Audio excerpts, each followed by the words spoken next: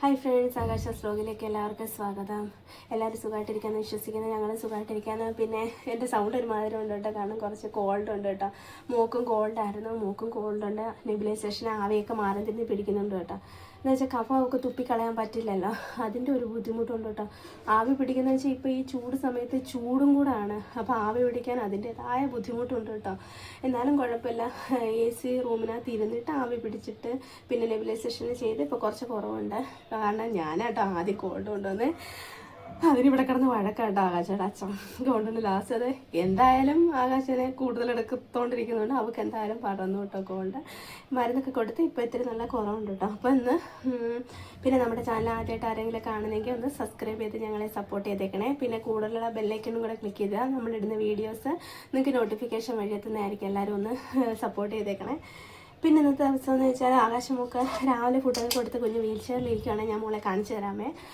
അപ്പോൾ ഇന്ന് മോൾക്ക് കുറുക്ക് കഴിച്ച് അത് കഴിഞ്ഞിട്ട് ഇടയ്ക്ക് അവൾക്ക് ഫുഡ് കൊടുക്കും കേട്ടോ. അപ്പോൾ ഇന്ന് ഞാൻ കൊടുക്കുന്നത് ദോശ കേട്ടോ.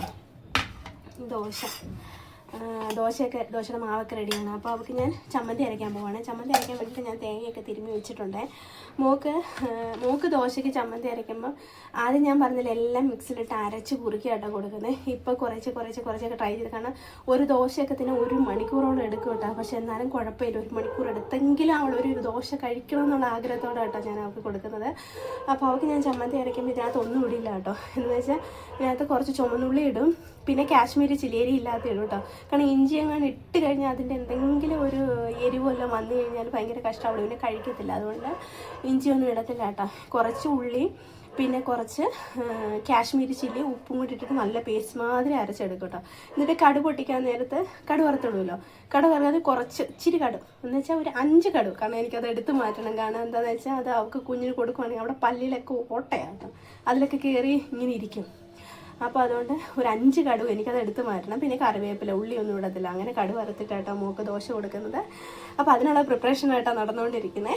അപ്പോൾ ഞാൻ മോളെ കാണിച്ചു തരാമേ. ഹായ് ഫ്രണ്ട്സ്, ഞാൻ ആകാശമോൾ എത്തിയിരിക്കുന്നു. ആകാശമോളെ ഞാൻ TV ഇട്ട് കൊടുത്ത് വീൽ ചെയറിൽ ഇരുത്തിയേക്കും കേട്ടോ. അടുക്കള സൈഡിലോട്ടാണ് ഇരിക്കുന്നത് കേട്ടോ, എനിക്ക് കാണാൻ വേണ്ടിയിട്ട്. അല്ലേ കുട്ടി? കുട്ടിക്ക് അമ്മ ദോശയും ചമ്മന്തി ഉണ്ടാക്കിക്കൊണ്ടിരിക്കുക അല്ലേ മുത്തേ? പിന്നെ കുറേ പേര് ചോദിച്ചായിരുന്നു മോൾക്ക് എന്തോ പറ്റിയതാ, കാരണം വീൽ ചെയർ ഇരുന്ന ഒരു വീഡിയോ കണ്ടിട്ട്. കാരണം മോൾക്ക് എന്ത് പറ്റിയതെന്ന് വെച്ചാൽ മോൾക്ക് 1.5 വയസ്സ് വരെ മോള് നോർമൽ ബേബി ആയിരുന്നു. ഓടിച്ചാടി നടക്കും, വർത്താനം പറയും, പിന്നെ ഡാൻസ് കളിക്കും, മിടുക്കിയായിരുന്നു കേട്ടോ. എന്ന് വെച്ചാൽ പാവമായിരുന്നു കേട്ടോ. അപ്പോൾ അവൾക്ക് എന്ത് പറ്റിയെന്ന് 1.5 വയസ്സിൽ അവൾക്കൊരു പനി വന്നിട്ട് ഫിക്സ് വന്ന് ബ്രെയിൻ ഡാമേജ് ആണ് മോള് ഫുള്ള് തളർന്നു പോയത്. കാരണം ഇപ്പം അടുത്ത മാസം ഏപ്രിൽ ആകുമ്പോൾ മോളിങ്ങനെ ആയിട്ട് 7 വർഷം ആവുന്നു കേട്ടോ.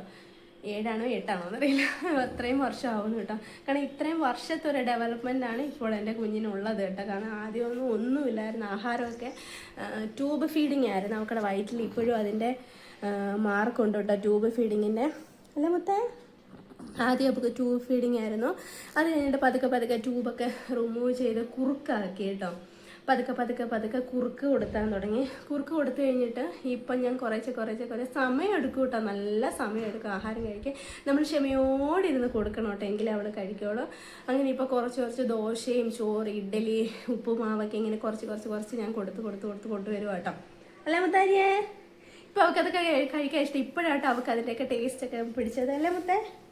നേരത്തെ എത്ര വയസ്സിലാണ് എന്ന് പറയാം, ഇപ്പോൾ 9 വയസ്സായി.